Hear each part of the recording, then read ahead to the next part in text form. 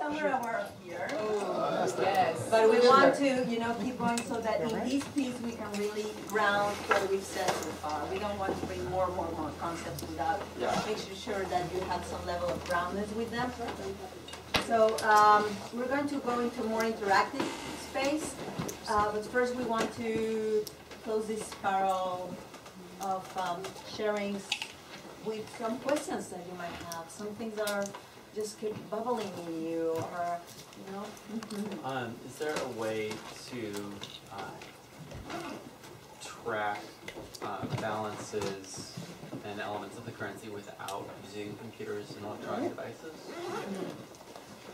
Paper. Abacus. Abacus, I like it.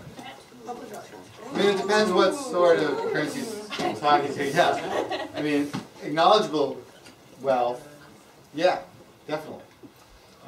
Track, numerically, I mean, so it's not measurable. So, but yeah, as you get into measurable and tradable, there needs to be some way of making it visible to all. Depends on the currency. So there was this currency at a festival, and they were like the people that were like contributing or volunteering their time. They would carry like a small colored bowl, and the other ones that were doing out of the kitchen would carry another, and so there were like kind of different tokens of kind of art pieces that you would hold with you, and people would immediately know that you were participating in a certain flow of wealth within that festival.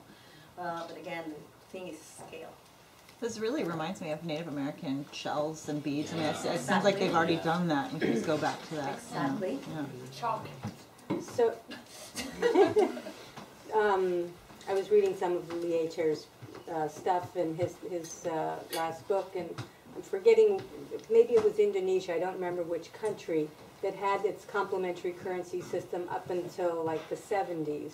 Bali. And, what's it? Bali. Thank you. Bali, yeah. And that when you have that complementary currency system and you have this abundance, it really shapes the consciousness of the people in a very different way. And the government came and made the complementary currency system illegal. And so I was, and I had read about that also, the Werbel, Austria, during the Depression. They were successful, and then the state said, nope, that's illegal. And of course, then we had Hitler after that came to clean up the mess, so to speak. So as you've been going around, have you had discussions about some of the grassroots democratic movements that are necessary, or have they been necessary in order to allow a really enough of a currency system to really make a difference? I mean, if it's just people helping their grandma in Japan, the banks aren't going to get all flipped out. But if we have a currency system that's going to start talking about, paying for health care and making education free, and some of those goals that we really want to see, we're going to be taking money out of the pockets of the banks, and they're not going to be happy. So, well, invite them to join us. yes, everybody's invited. So, yeah, you want to answer that, or you have another question? Because if not, I'll rather answer that first. Okay. So the answer to that is that we observe that all the time. I mean, look at Greece right now. They're coming up with complementary currencies and ways of trading and ways of exchanging that are totally new, and they're doing it because they have to do it, basically, to remain alive, survive. We're hoping we don't have to go to that point, but we might. In regards to consciousness, sometimes we need that dance in between chaos and order, so that some chaos that will bring them some kind of order. If we would have the right consciousness just to take us there, and we might, and we still are in time for that, to bring the platforms, the small experiments that will allow us for designing currencies that will then, when there's a financial collapse, we'll be able to just step into that. And the people that have not yet tapped into that will then turn into us and say, hey, they're doing it, let's go there. But that we have enough experience.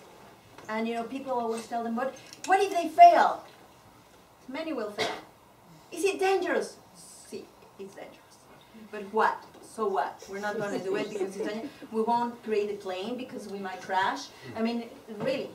We have to step in, and we have to go and do it. And no failure is a failure in how we use the word.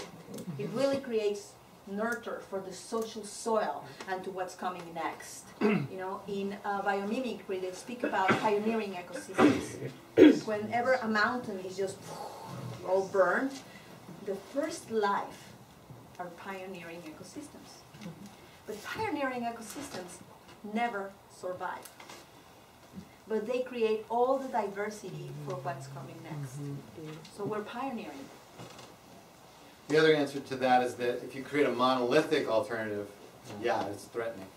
If you create a biodiversity of multiple currencies in many different acknowledgeable, tradable, immeasurable levels that are all organic and changing, that's what we envision. We envision a multiplicity, an ecology of currencies, not just replace one with another. And especially if we can get healthcare needs and whatever needs we have met with non-monetary currencies, with gifting circles, with community, with, to the extent we do that, and I see here you see you shaking your head a little. I want to draw a picture of a little bit of, it's back to this thing, because we tend to think that we have to do everything with tradable currencies, and there's so much you can do without it. And I just want to show like another way of mapping the size of the economy that you could have versus what we do have here. So not the greatest drawing in the world, but so there's a way of looking at vocation, like there's kind of a new age vocational training program out there that says, let's see, if this is what you love, this is what you love to do, okay? This is like your gift. So when we talk gifting economy, we don't really just mean straight gifts. What we're really talking about is you're in your gift. You're able to share your gift, your true gift. That's gifting economy, okay? This is what you love to do, and this is what you're good at.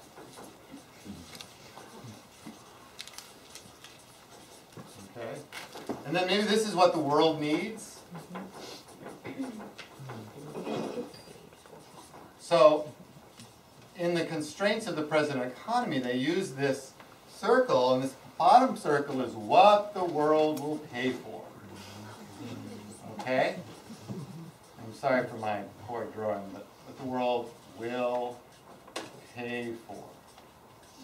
And they label this point here your bliss. Okay?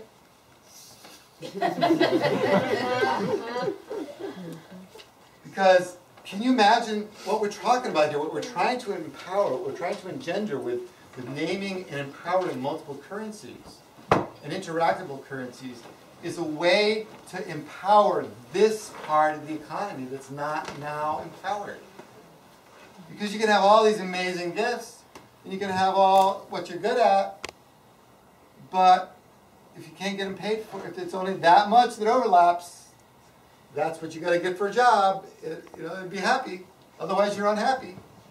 And you got to focus all your energy into what the world needs. Which, who said it's what it needs? And actually, if you start to look at what the world really needs, this also becomes a beautiful part of the economy. What the world's not paying for, because right now, what the world needs is only this. They've defined it as a modification of the commons. Let's take all the commons. Let's take all of the nature and the incredible creativity of human experience and expression, and we're only going to pay for this much of it. And we don't really need that. But when we start to look at what the world really needs, and what we really love to do, what we're really good at, it's all this. And then what if we could empower an economy that would channel all of that? That's what we're talking about here. Okay? So, and another way to say it is, how many of you have ever worked or work currently in a 40 hours job? So how much of your wealth does your employer really taking? How much of your love How much is your what does he creativity? get from you for paying you for this 40-hour-week job? Does he get your full being? Does he get your full love, your full commitment, your sense of purpose? Does he get the fullest of your creativity of who you are in the world? It's actually a Does pretty he, poor does he system. get your full trust and the belief in them? What does he get for what you're being paid for? As much as it takes to not get fired. That's about it. More questions? Yeah. Can you maybe point to a couple of these currency systems that you see are really having a lot of traction, and what is working about that we can maybe emulate? Well, the free IQ pool is definitely working. You want to contribute to that answer, or you want to have another question? And I still have another question from that man, and I haven't asked. So, the beer in Switzerland, WIR. Weird name. Yeah. it's been there for ages. And what they do is when the euro is strong, they use euros, and when the euro is not strong, they use beer. That's been for ages. You have a credit card for them, and they're really organized. And there's the C3 in Uruguay, similar system.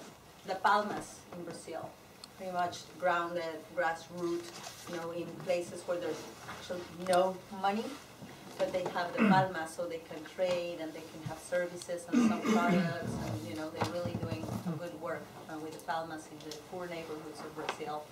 So you wouldn't consider Ethica to be in that? It's having currently a lot of challenges. Many of the time banks are having challenges, but some of them are being successful. But right now, I think there is a big, beautiful shift in time banking right now. And I find them personally successful because I wouldn't describe successful as something that doesn't continue, but because we see something and then we can change those rules and keep that currency, because the currency in itself is a beautiful design. Yeah. So the concept that because it's created relationships in the community and then people fade away from accounting, that's a great success. The time bank fades away, but you created a great success. A lot of the money issued currencies are failing either because they can't keep money supply in the right, the management of it becomes expensive, both in creating money supply, printing money supply, as well as the workers, the managers, paying them. So to the extent you can create a more software-based, really transparent, really low overhead system, which the mutual credit systems are more like, and where you're not really managing much, you kind of let it go, you create the software and you let the community, you build in really good design. It's kind of like the same thing about any machine that has a lot of parts, or the function is actually built into the shape, into the model, and has very few parts, but it does all the same things. It's like really, really elegant design is what we're after. So have you heard of support land? Support land. No, but we'll go into local projects and we'll want to hear one about support example land. soon. So you had a good... Hi. Yes, thank you.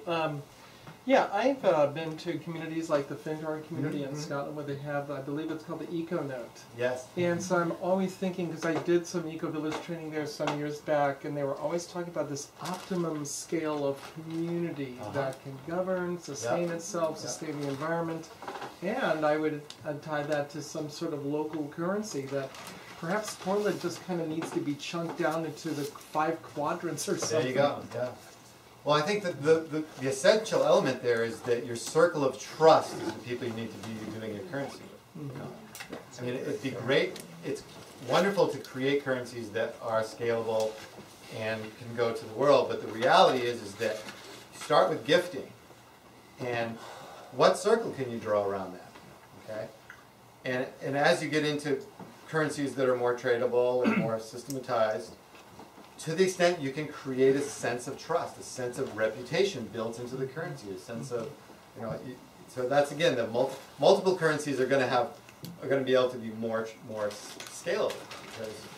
Like sharing systems. Yes. right? You share resources within a community, and we can see what resources are where, and then we can say how the resources flow, and how that person behaved in regards of how was the use of that resource, and can the trust that he builds, and then we can share more and more and more. Why would we have so many things that we have at home that can be used by others if we can make them flow? So we could do that right here, and we can keep up coming together every week to see that. But if we would have an information system, we wouldn't need that. We would just allow for resources to move freely and free our time as well. And another So follow-up. something that's come about in Southeast is our Southeast Portland Tool Library. You got a Just tool library. absolutely Great. free. We're gonna harvest We're gonna go examples into in a that second. space. So questions you on? he had a question over there. You had a question. It was a comment, and I'll make it quick. Kind of tying into what Mark said, and also getting back to the first thing about language, is that if we look at the word economy and break it up, eco means home, and nami coming from the word nomos, which means management. And so I think it's imperative that we as humans look at how we are caring for this home of ours, our one and only Earth. And if we build economies or any systems around the laws of nature and honoring the Earth first, like Bolivia did, they passed a law giving the Earth finally the same rights as humans, instead of corporations, then that is imperative that we do not forget about our mama or our lover Earth while we are attempting to have all our needs met. Indeed. Absolutely. Thank you. So there was a question now over there. Yeah, I just wanted to comment when you were talking about successful complementary currencies, in how you were saying that when they reach the success point, the accounting a lot of times falls away. What Charles Eisenstein talked a lot about was the social glue, and that once you start to establish the social glue, that becomes the fabric of the community, and that's how the whole system kind of functions together. Exactly. Yes, that's right. In those European systems you're talking about, do they have those additional measures built in of credibility, or the hearts and flowers and stars? Okay. Most accounting systems that we have today are one-dimensional accounting systems. Thank you. And that's why they aren't so great. I never had a chance to go to Israel and see the kibbutzes, but I read the book Walking Israel, where someone went back and was looking at them retrospectively after they had almost died out, and now they're being resurrected. And what I got from that was that one of the problems with the kibbutzes and the social currency system is that in humanity we have givers and we have takers. And that whatever kind of a system that we create has to understand that not everybody is like the people that are in this room.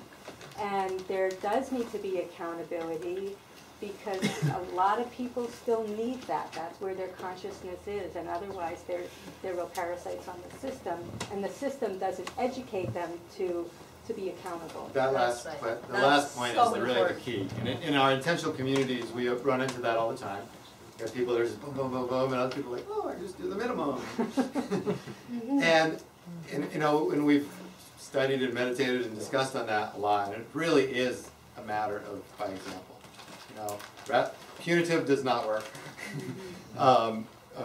Embarrassment, any sort of exposure, accountability really comes down to wanting to give.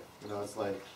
But there's also something systemically in that diagram, the Portlands, where you can only be in the negative so much, and unless you have a physical illness or whatever. It shows up. That the community says, okay, now you have to figure out how you want to contribute. Exactly. That's right. Another perspective, though, to look at that, you have to go back to what I saw, a couple times I was in the Rainbow Gallery, especially the first time I went there, is there's there are people who are just, what are you going to do, sit around and do nothing? Or you want to maybe do something. And so people volunteer and they work in the kitchen and so forth. And other people, they come and they just get the food. But it works because you're not worrying about who's doing what. And then you know, so how much do you really need to worry about? You're only going to consider that there's going to be a percentage of people at a certain time that they're not going to want to do something. It's going to be, you know, laid back.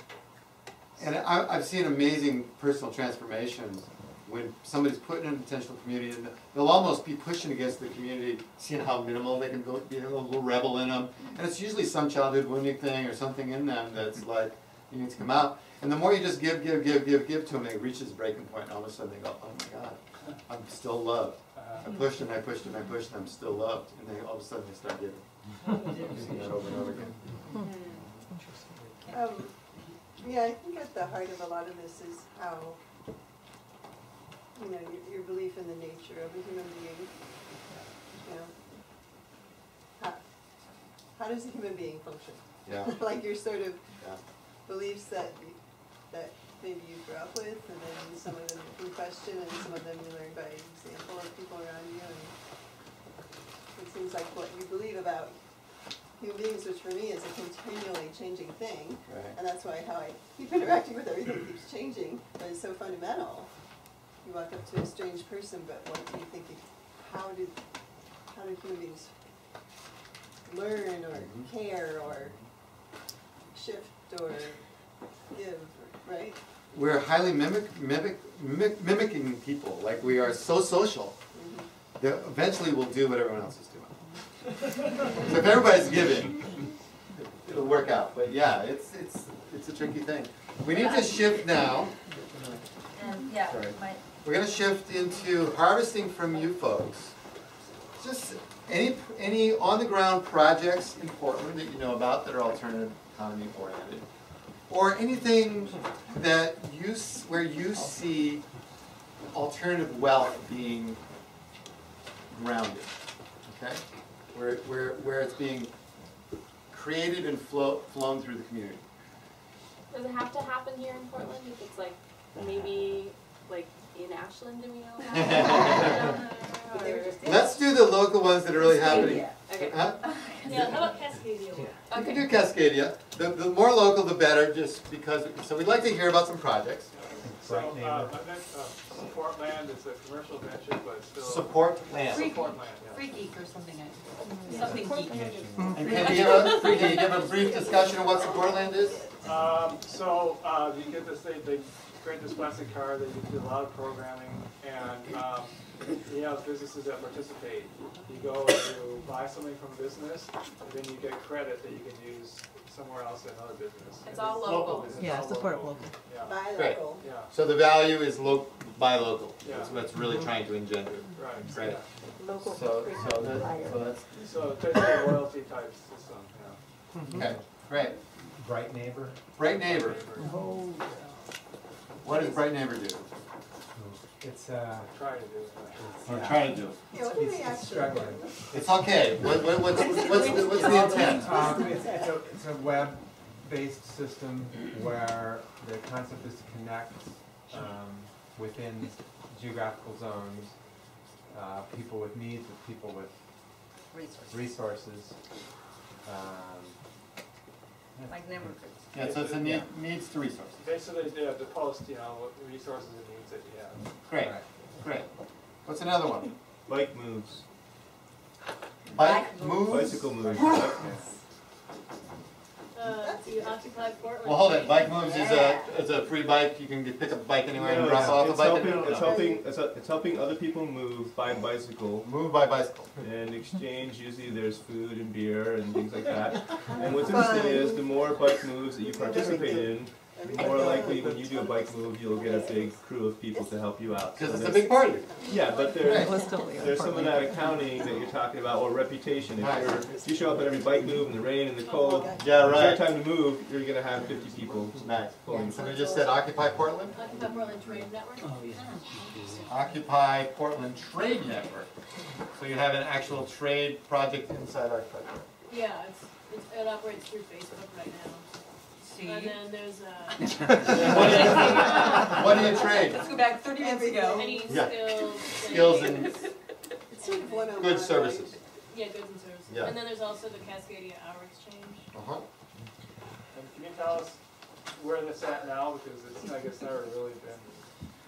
Well, There was a workshop that was done at the Occupy Olympia Social Forum by a group out of Tucson, and what they did was they created a big community trade board that they managed as like Occupy, and the community would come in and basically say like, I offer this skill, and then they look at the board and they say, oh, I'll exchange it for this skill, and then they exchange contact information at that board. So what we're trying to do is set that up at the farmers market. Some kind of gift. Yeah. So is it a skills exchange or is it a gift sort of? It's a skills exchange, yeah. It's a skills. But it's an Occupy thing that's for like. So what, I was asking about Cascadia hours because that was started a long time ago, but it's never really. There was something on like Channel 9 or something. Okay. We're probably gonna need one more, maybe two more. What have we got here?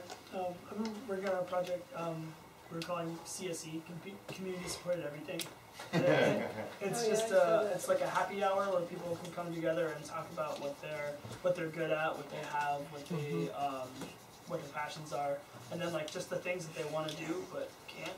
And then people are like, oh, I have one of those, and my friend does this. Cool. And it's just like a support award. So it's a More support. here. So we have you, and then you, and then you. I think. Yeah, I would say, I mean, permaculture is a global movement, but I'd say the local permaculture movement is really big on creating community and sharing resources. And yeah. And free boxes.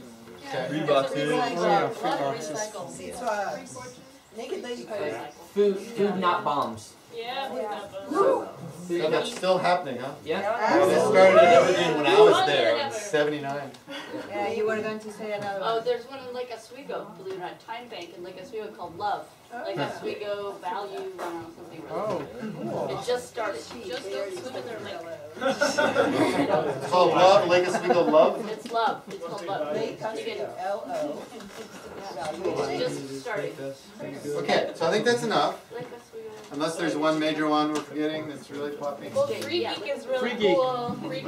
Free Geek. I don't know if I can describe it extremely accurately. Free what? Free Geek. If you have a computer that you don't want anymore, or if you have a computer that you need fixed, you can take it in and donate your time in exchange for either recycling a new computer and getting a new computer, used computer, or Okay, so that's. You don't get a geek? You don't get a geek? You might.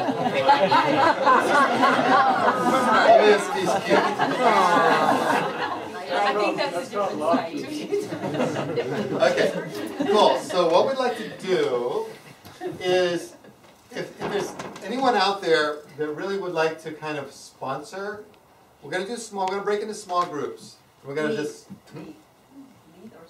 lead or sponsor a small group discussion about this. I'm going to give you the questions in a second. Ferananda is going to give you the first question that this group is going to work with. But so think about if there's any one of these you really care about, that you really would like to see going forward in the community. And if we don't get, you know, and how many people we've got? Like almost 35, 40 people. We're probably going to split up into groups of 6 people. Like 6 groups of 6. Well, we don't know because it depends on 5. where energy of people is going. Just that's try right. that if there's a very big group, try to move somewhere else so that you can really contribute. 6 maximum. We don't have like 12 people in one. Yeah, 6, 7 maybe maximum. It's kind of an open space. And it's kind of a modified, quick open space we're going to create right here in the rest of the time. I want to make a question about them. One of the things that people have expressed frustration about is that there's like these little things that are doing, but there's not, you know, cross-pollination going on, and there's not like, so like support land. I mean, like to the right neighbor, you know, that's a cool thing, but like hardly anybody's using it. People don't know about it, and then all other groups. And So we're going to work with that issue in your groups, okay? Through our questions, or you could work with that issue. That could be something you could bring out. Yeah, so for you to know, I mean, this is an exercise that we want to do so that we can really start thinking about flows of wealth in this kind of project. So flows of wealth meaning what kind of flow of wealth does Occupy Portland create, you know? Does it create relationship? Does it create trade? Does it create better skills? Does it create knowing each other? Does it create what kind of flows of wealth? So that we can really start thinking about wealth that is more than tradable. Because we're very trained to see only tradable wealth. And we have to shift our mind and shift the paradigm to start seeing other flows. So we want you guys to get out of here really seeing other flows. Because as you are able to see the flows that are happening here, you will be able to also see the flows that are not happening and try to think what tools do we need to be able to generate those flows. And that's pretty much going to be very linked to currencies. If we have a full workshop, we could drive you there, but we don't. So we're going to go into this first step, okay, for seeing the flows of wealth. So who wants to? Is there anybody who wants to sponsor a Sportland or hold it? You don't have to know a lot about it. You don't have to be an expert on it. You just have to hold space enough to start a discussion about what it is. Okay. And it doesn't have, or just raise your hand if in any of these slides you would want to. And if not, we'll stay as a whole group. I'll do free geek. You'll do free geek. Okay. In the green. Occupy Portland. Awesome. Occupy Portland. Love. Love. Okay. You're going to do CSE? I'll do local permaculture with a focus on skill sharing. I'll do focus on skill sharing. Skill sharing. Excellent. I'll do bike moves. He's got bike. Okay, so let's go. Bike moves, people, go over there. So leaders that you just said that, raise your hand, stand up, and gather your people in a place that's comfortable. Let's say I will go into an example, gardening. You know, so we'll see, oh, gardening, this permaculture thing, what is it creating? Oh, well, people have to come, and so they're giving time, so there's a flow of time, and a good flow of volunteering people coming. But there's also, you know, tradable. We're being able to give, you know, some vegetables and fruits back to the group. But we're also building community. So try to think about what is the kinds of patterns and behaviors that are emerging because that product, that project exists. What is the behaviors that you're seeing? And you can think about the positive ones, but also the ones that you would want to see that are not happening.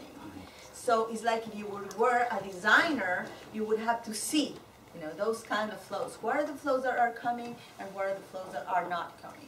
What is stopping them? So first, identify what wealth flows are in the project already, and then think about which ones that you haven't been thinking about that are actually in the project already. Like, draw out what wealth flows are there, both the explicit ones that the project was purposed for, but then there's probably more, and really try to capture those.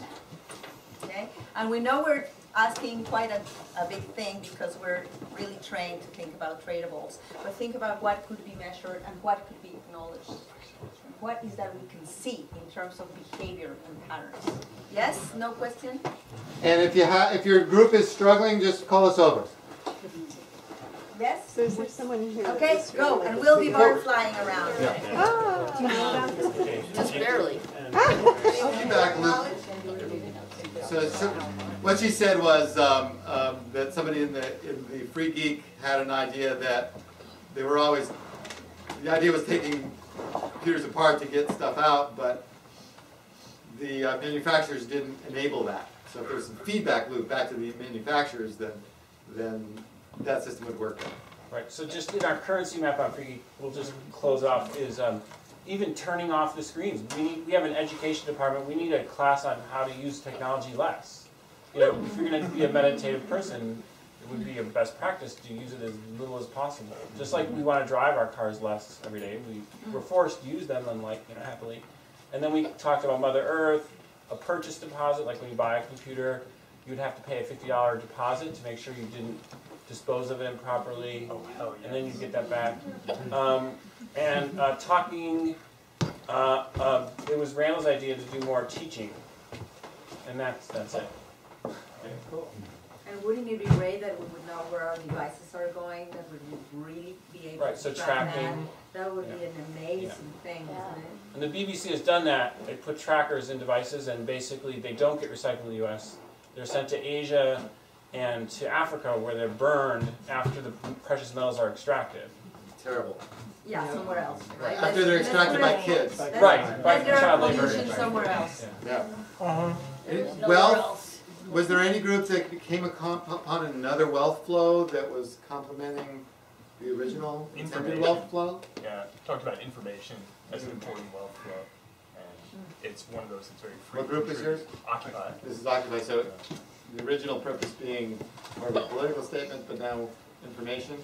Well, yeah, that it's necessary to sustain something like this with a good supply of information inside and obviously outside, so we can bring more people to interest in it. And Occupy is creating that wealth flow? Yeah, and we talked about ideas that we could do more of that. And art. Yeah. Yeah. Great. Art is definitely one. We were thinking about a conversational currency. Some way of making visible those flows of conversations that they then stop somehow, but that we would imagine that we could see what are the greatest topics that we need to hold, like what's in the interest of all of the commons. So those would be some currency. So one thing that came out of our group that actually kind of surprised me was the basic disconnect we see between older folks who oftentimes have property but no community, and younger folks who are property poor but could provide community, and what's in the way that it seems is our ideas around property and ownership. What group is it? It was the permaculture. Right. So, so the wealth of community coming out of design. Somebody else in that group, and we didn't have consensus on this, but he suggested vision, and I really thought vision was a great currency, great value and wealth. In Occupy as well, like there's the new like sort of liberate movement, the take back the land movement. So you see housing and buildings that are empty, have been empty for a very long time. So just like the squatters movements of the 1960s, people are starting to move into spaces and turning them into new wealth, new opportunities for people. I guess what I was expressing, and I think I'd like to see is more connectivity, more somehow communication, so that you know like what's going on within your general vicinity, physical area. So like whether it's within permaculture or with whatever groups they are, that whatever your need might be, you can know what's going on. If you just want to be together with other people who have like-mindedness, potluck or whatever it is, that you have a connection going on. That there isn't just tiny little pockets. Only, but there is, awareness of what's available. That's what you named. It's very important in collective intelligence, because we call that property, and that's 6 years of training for me to say this word. Holopticism. Oh yeah. It even hurts. It's holopticism. It comes from Holland, right? A unit that it's at the same time a whole and parts of something else. Okay. So think about a football match. In a football field, everybody can see each other. And because everybody can see each other, they can right place themselves in where they're needed the most. If they wouldn't have that capacity to see the whole, they would operate blindly, and thus the game wouldn't be that interesting, isn't it? So we don't have holoptical tools to enable us to do exactly that, what you're saying, that people can see the whole and have a dynamic relationship with it. So every part can see the whole, and there are ways of doing that. And when that happens, it's amazing intelligence. In my idea, we didn't talk about this, I just thought of this for Brett and Neighbor, but related to what you said is if you're using an IT system, a computer network, you can do kind of network analysis. So anytime you have a new connection that didn't exist between two individuals, that's a form of currency. Or anytime you repeat one and it gets more mature and higher quality, that's another currency. And if you tracked it so that you can bring it out and enable it and empower it more.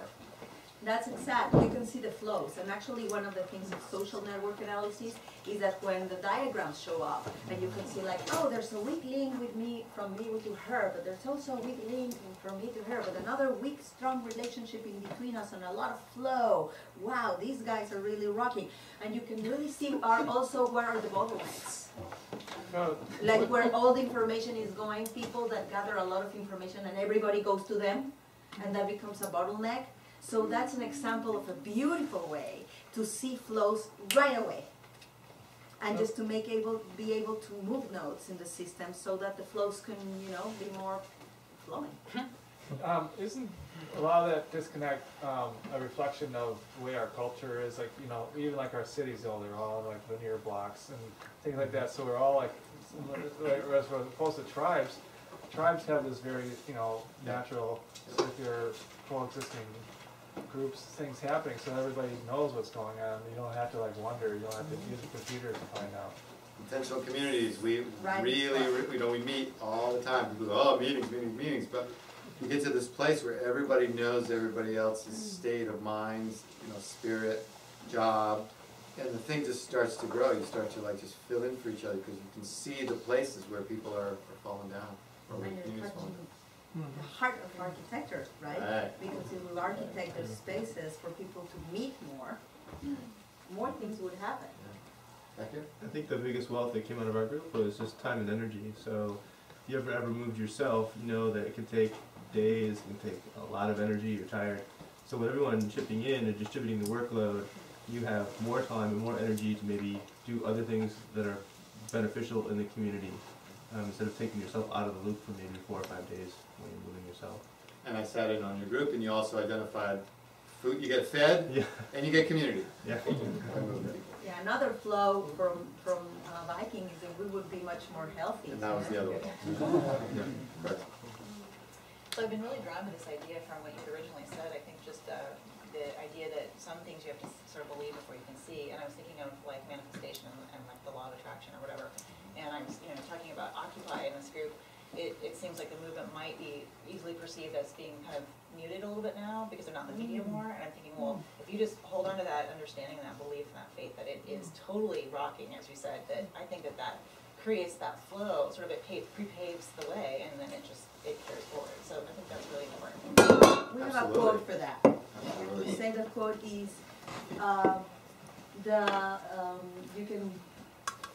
a fallen tree makes more noise than a growing forest. So we all have our attention on the fallen trees, The media, traditional media, gets us trapped in the fallen trees. So we don't see, we forget to see the growing forests, and that's a growing forest. Thank you. Now, Occupy has almost become a verb now, an adjective. I mean, it's like there's this Occupy now. So it's starting to brand in a way that's really occurring. In Eugene, they were saying that all they had to do was show up with the possibility that they would have an occupy, occupation for something, and all sorts of political things would change in town. So there's a lot of capital social capital. In thinking about Bright Neighbor and why this really beautiful site and idea doesn't seem to be catching on that well, and also thinking about all the millions of people that love these kinds of ideas and want to do things that just can't get our act together to work together or ourselves to actually do it. It seems to me that one of the main factors that I'm not sure if it's the same as holism, I don't think so, is imagination. That we have. That's what Bright Neighbor, attracts people for, but doesn't seem to do it well enough. And we have to, it seems to me, really imagine that world, that way of acting clearly enough and strongly enough so that we actually do it ourselves and together with others. Yeah, let's play. So the problem of buy-in is huge because we tend to just think, oh, it just is another way to exchange big service. But if we Another one of those words, buy-in. Yeah, I know. So, belonging. We have to start going into a closure here, guys. Yes. I mean, many of you want to get out of Yes. hand. So, and we're really up to the mountain right now. So we wanted to give this exercise to give a sense. In a 4-day workshop, we would go from here into trying to design better flows. Just seeing deep values, deep flows, and then going to currencies to see how these could become tools for enabling more wealth. And right now, we wanted to give you this tool and how is it beautiful and generating conversations on things that are close to you, things you know, things that are already part of your emergent culture, and which are really, really beautiful, so that we can all know that we can go out and play more, and that we can commit to that, to go and play, and create those infinite games. Change the rules just to keep playing. In 3 hours, we try to give you the inspiration and the tools and You can't do it all, but hopefully we've given you just a glimpse enough to see what's possible, that bigger economy. And there's, we really, you know, we need to come back, or you need to study and really ground these concepts and go further with them. But what Ferananda is saying is just, we are the designers. We have the tools. Go do it. Go do it. Go experiment. Go fail. I love. Recently, a friend gave me something that I just carry with me all the time now. Is fail early and often. You know, and just do that. Go for it. Have you written or blogged or captured a lot of the? Yeah, we will give you some. Okay. And this is an unfolding work, so there's a lot yet unfolding. Okay, so in terms of modeling a new way to do business, in putting on a workshop, we come from a gift economy space. We come from generosity. We didn't ask for a donation or a gift at the door, because for us, we want you to be making that sense after you've seen what it is. And also because you don't owe us anything. We came here to gift and give you what we have. And that feels great to us. We love it. We've gained so much from this experiment. We're on a tour that's an experiment. Our work together is a cross-pollination of two worlds that we're experimenting with. We are pioneers, and we're out here just doing it, and it's way fun. So the reality is we've already given you the gift, and you don't know us a thing. And that's the end of that transaction as far as we're concerned. If you are inspired by what you see and you want us to be able to do it in other communities and gift to them, we're going to need some support, because we just can't keep doing it for love. We could, but we may run out of diesel fuel, plane tickets, paying the bills. And so there's a lot of different ways that you can interact with us. And you know, so giving us dollars, US dollars, really pays the bills, covers those things. There's other types of wealth. Be imaginative. If you really like what we're doing and you want to support us and you don't have a lot of American dollars, be imaginative and creative in terms of creating a relationship with us. So take us out to lunch, give us a massage, give us something we need. Come up to us and ask us what we need personally. Invite us to your home the next time you come through town. Create community, create wealth. So we Find have ways. to give you some ideas. I mean, first, Yes. in Ashland, I said, oh, I didn't bring clothes because I thought I was going into Mexican spring. And by the, you know, like, that 20 minutes after, I had two clothes, one pair of, you know, thingies to wear on my legs. It was just like that.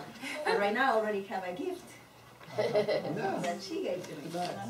And so those are the nice things. And Frequent somebody flyer just miles. said, you know, Frequent flyer miles. flyer Travel miles. a lot. Somebody else wrote, just give us, send me your address by email, and I'll send you a box of gifts. And I won't tell you what they are. And you know, somebody else came with fruits and vegetables to one of our There's things. farms. I got firewood. We got body work. I got body work. So, you know, things that we use for work are translation services, video editing, geek support, you know, sometimes crying in your children will be great. You know, just like, what is that you want to offer? What is your gift? And what is that you can offer for this work to continue? Because we are trying to live in this economy the most we can. And we value this work highly. We are, you know, if it was just like, oh, we just kind of do this on the side. But for us, we're giving up our careers and we're just going for it because we see this is so important. We're not giving up our real careers. We're jumping into our careers. And we're just like saying, this is what's important. We're psyched about it. We hope you are too. Support us for the next town. So that's that. There's a, oh, I didn't bring the envelopes. And actually, in regards to Metacurrency, you know, Metacurrency Envelopes lives right now in gift economy. And one of the reasons is because we're creating software that will allow for the technological infrastructure for the next economy. And we cannot do that with the common investor model because they will pretty much ask for things that could lead it out of the commons. and we don't want it. If we don't want to compromise the integrity, we are really looking for other ways of welcoming, that funding for this project to be held and supported. And I was supposed to bring envelopes because it's a really nice ritual to give you an envelope and you give us something back. And I didn't. I think we either send somebody. So yeah, a bowl is pretty good. A bowl is pretty good, but it's nice to. Yeah, a bowl is good. It's nice to come to us and say, hey, here's what it is, without seeing what it is. You can fold it inside a paper. Fold it inside a paper. The bowl is okay if you're on the way out and it's too many people. Could. Oh. The used ones, right? Okay, well, I can pass around papers if you can get creative. Save that and just keep. If you can get creative and make little envelopes and. Okay. Just to name another piece of wealth that we really, really would appreciate if any of you would find that you could record for us 1 minute. Speaking 1 minute about your experience. We have our video camera. That is a great wealth for us. Testimonial. I'd be happy to do that. Small testimonial. Come see us after. Yeah, okay. So should we just come together and close and If we can stand up and form some sort of rough circle and hold hands. So beautiful. Thank you. Wait.